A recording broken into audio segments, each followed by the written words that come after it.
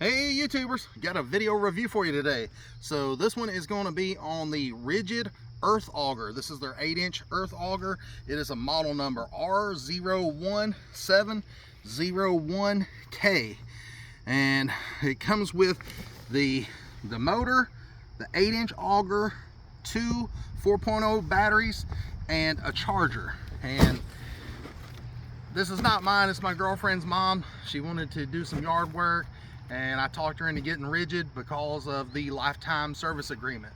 I'm a big Ridgid fan, but that's not going to influence the review today.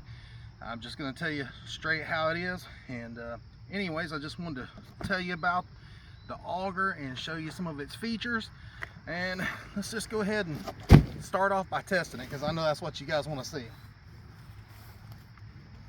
So when you get the auger, you don't have to really assemble anything, but the two handles, you've got to hook them in there and then put 4 bolts on this side and 4 bolts on this side to assemble it, and then you plug up this connection. It's very simple installation. And then you take the 2 batteries that they supply with this kit, you just charge them up, and these are both fully charged. And the batteries that come with it are the 4.0 batteries. They're not the max output or none of the higher end batteries. They're just the standard 4.0. And the auger has a quick disconnect right there. So if you want to take it loose, you just have a little pin that you plop out. And it comes out like that. And you can put a smaller bit on here. It can go down to like a 4-inch. But the bad thing that you can't do with this auger is you can't go up to a larger auger bit. So if you want a 10-inch, you're out of luck. 8 is as big as it goes, and 4 inches is as small as it goes. And that is as of May of 2023. Who knows, they might come out with some different auger bits and different extensions and all that kind of stuff. But as for right now, they don't. The 8 inches, the biggest you can get. If you're wondering, will the unit work with 1 battery? No, it will not. When you try to turn it on, it says fault overload on the little screen right here. And so I'm going to show you that. And the way that you start it up is you mash this safety button in, and then you mash the trigger, and then you can see that it will not turn on with just 1 battery. But once you put the other battery in there, and I'm gonna have to hold on to this. So what you do is just mash that in with your thumb, and then you squeeze with the trigger. And that's in reverse. And let me go ahead and explain that before I get into using it. Right here, it has 3 different speeds here on the handle. You've got this little button right here, little bitty click style toggle button. And if you pull it back to you, that's reverse, like it says. If you leave it flat in the middle, that's low. And if you put it all the way up to the front, that's on high. It does have this little waterproof cover over the top of it, so you don't short it out or anything, or get dirt or trash down in there. But it does have those 3 settings. So it does say on the Home Depot website that it'll dig all the way down to 31 inches. And in my experience, we could barely get to 24 because it just didn't have quite enough power to get all the way down to 36. Now, that's not saying that it won't get down there. It's just where I'm at, you know, the soil is clay and sand, and it can get pretty hard when you get further down in there in that real thick compacted clay. So, you know, I had to go back after each hole that we dug with it and clean it out with post hole diggers. Another thing with the electric unit here, it doesn't spin as fast as a gas powered one. So, you know, when you've got it even on high, it doesn't sling the dirt out of the hole like a gas powered one would. Now, is it powerful? Yes. Will it twist around with you really good if you're not holding on to it? Yes.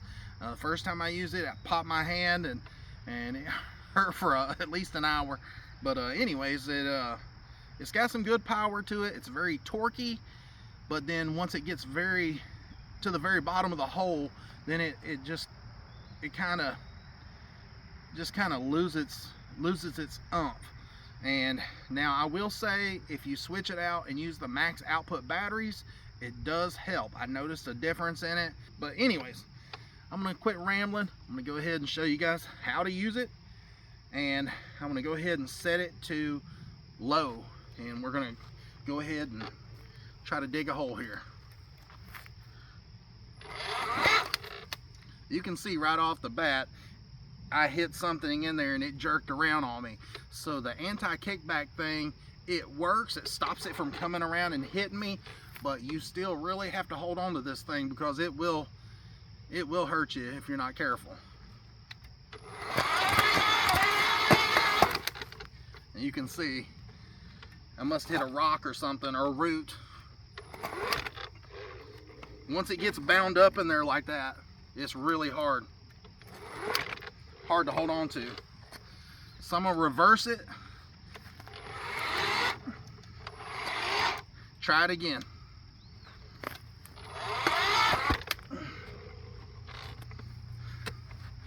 Now there must be something in that hole. Let's try another one.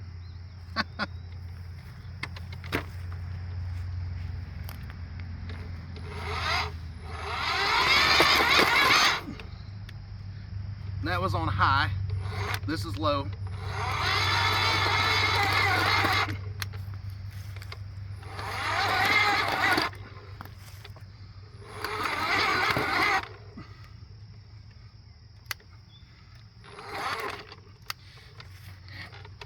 You can see right here that I've ran into like a root system. Yeah, that's a piece of cedar. There's some cedar roots right there, so that's probably what I was hitting. So that's why that anti-kickback kicked in, and it didn't twist all the way around with me and keep on spinning. Now running a regular gas auger, if I'd have been doing that and I hit that root and it jerked it out of my hand, the thing would have kept on spinning and I'd had to wait for it to slow down, and it would have been more of a pain in the butt, and it could have hurt me. But let's try it in a different spot.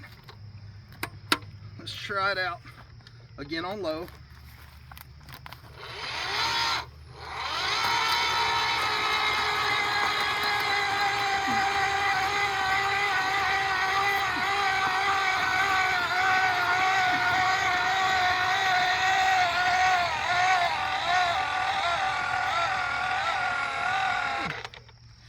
And you can see what I mean. Whew, I made it all the way to the bottom, and you know, that's not in there 31 inches. It would have to be all the way to the very bottom of the ground to be at 31 inches. So this is the part where it gets bound up and it don't want to dig anymore because it's so thick. That ground is so hard. See, it gets to that point and it just won't dig anymore.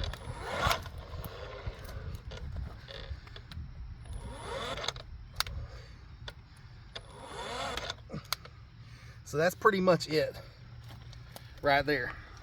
So I'm gonna go ahead and back it up out of the hole. I'm gonna put it in reverse, and you're gonna see me back it up.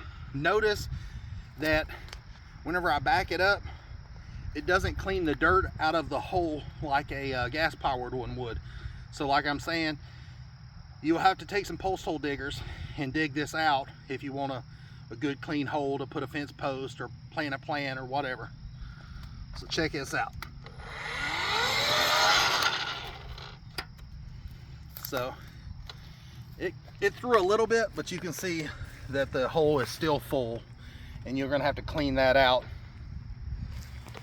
Now, if you're wondering how many holes will this thing dig, again, that's kind of a trick question because it depends on how hard your ground is where you're at. For me, we dug 8 holes the day that we used this thing, and we used the 2 4-amp-hour batteries. And on the last hole, the last 2 holes, I noticed that it was starting to get a little bit weaker, so I switched one of the batteries out for a 6-amp-hour max output battery, and that's when I noticed that it boosted the power up a little bit with just one 6 amp an hour battery. I didn't replace both. So for us, we could have probably finished all 8 holes, but it just felt like it was struggling, and I figured let's try it and switch the battery out. Now we got all of our holes dug and we don't need it, so we're probably not gonna be using this thing much. But anyways, just wanted to do a review on it. Let me dig another hole for you guys. I'll show you what it's like to do it on high. Now, in my experience, I didn't really notice much of a difference as far as digging ability on high versus low. It seemed like when I kept it on low, it seemed like it had more torque. It just seemed like it just helped cut through the ground a little bit better. So most of the time I keep it on low, but I'm going to run through it and show you guys what it looks like on high.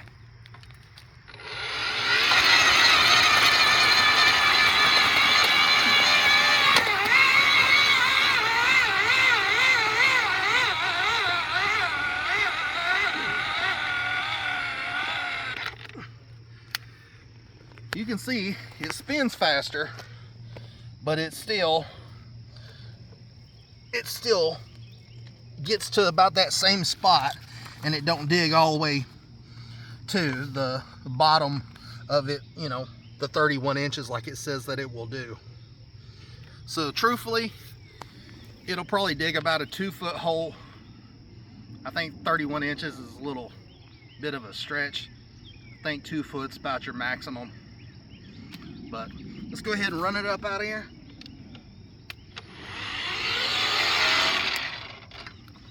And you can come check it out. That's Tennessee clay right there. And it's pretty hard, so it does a pretty decent job. I'm not gonna lie, I really do like the tool. I guess the selling point for me with this over a Ryobi or any of the other brands is basically the lifetime service agreement, where you get free parts and free service for life. And that means your batteries. If your batteries go bad, you contact Ridgid, they'll send you new batteries. Ask me how I know. I've got a ton of their power tools, drills and impacts and all that, and through the years I've sent several of them back.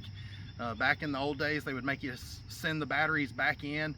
Now you just call them and tell them the battery's bad. They'll do some testing over the phone, and right now they'll just send you a new battery if they find out that if it's a bad battery. So that is pretty neat of them to do that. I don't know any other company that gives a lifetime warranty on the batteries. So if you're wondering why should you buy this, I would buy it for the warranty alone and the batteries, because if you don't realize it now, next time you go to have to buy a battery, these things are very expensive and cost you over $100 for a couple of these batteries, well over $100. So normally this thing cost $549, and a few minutes ago I thought, well, let me go in there and make sure I get all my facts straight in the video, because I want to tell you guys exactly right. You know, I don't want to give you some misinformation. So I did check their website to see how much it costs, and it normally sells for $549, but right now Home Depot has it for $479. It's on a special buy. I'm not sure if they're just running a special on it or if they're just really not selling many of them. I mean, that is a lot of money for a tool. I'm sure there's a lot of people wondering, is this a good product? You know, they don't know if it's very powerful. And I'd never used an electric auger like this before, and I gotta say, I'm pretty impressed with the power.